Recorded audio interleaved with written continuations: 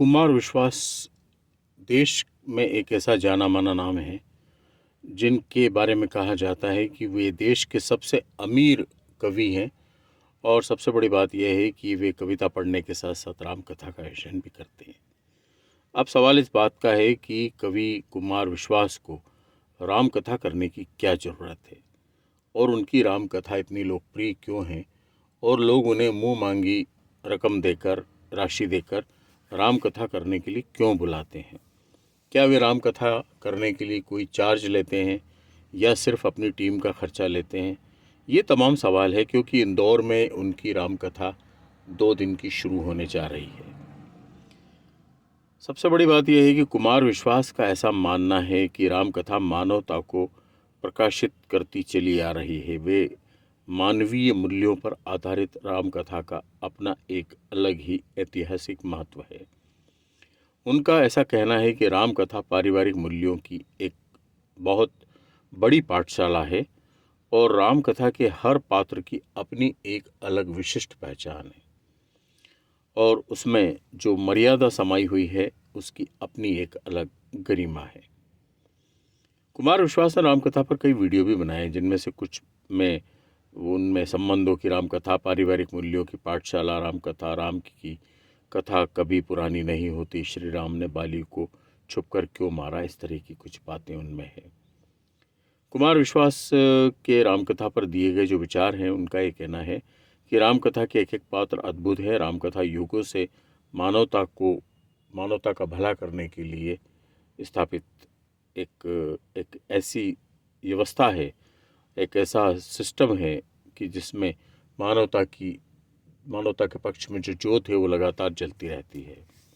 रामकथा को पहली बार किसी ने मानव जीवन से जोड़ने का काम किया है, ऐसा कुमार विश्वास कहते हैं।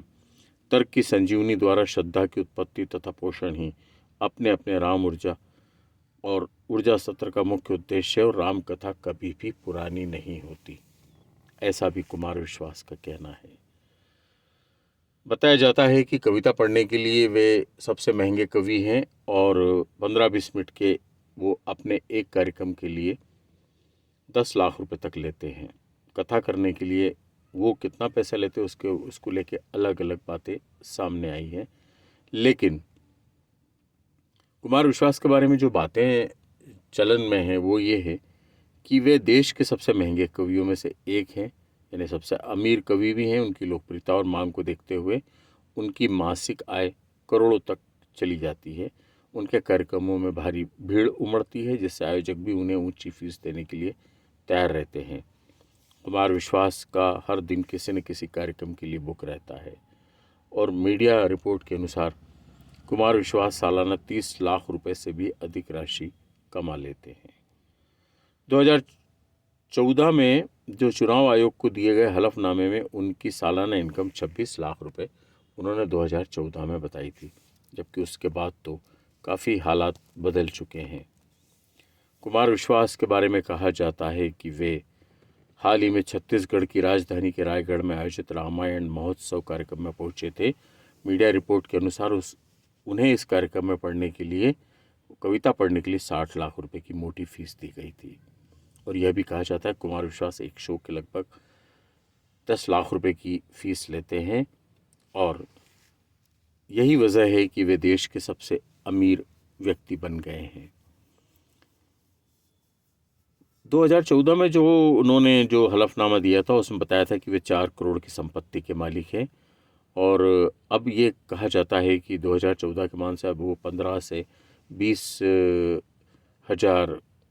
20 करोड़ की संपत्ति के मालिक बन चुके हैं।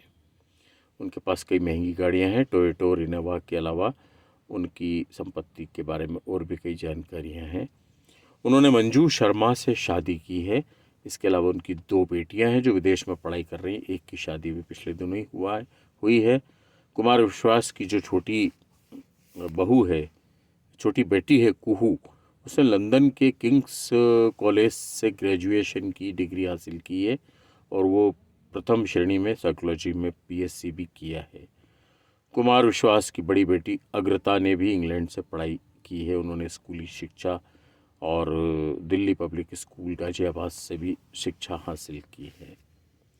कुमार विश्वास के बारे में ये कहा जाता है कि वे चाहे जब चाहे जिस क्षण कविता गढ़ देते हैं और उनके चाहने वालों की संख्या पूरे देश में लाखों की तादाद में है। उनकी रामकथा भी नए रिकॉर्ड बनाती जा रही है, क्योंकि वे अत्यंत रोचक ढंग से रामकथा के विभिन्न प्रसंगों का व्याख्यान करते हैं और लोग उन्हें बड़ी तन्मयता के साथ सुनते हैं। रामकथा उनका एक बड़ा अनूठा आयोजन है जिसको सुनने के लिए हजारों लोग इकट्ठा होते हैं। तो कुल मिलाकर कुमार विश्वास देश के सबसे अमीर कवि होने के साथ साथ रामकथा का वाचन भी करने वाले एकमात्र कवि बन गए हैं।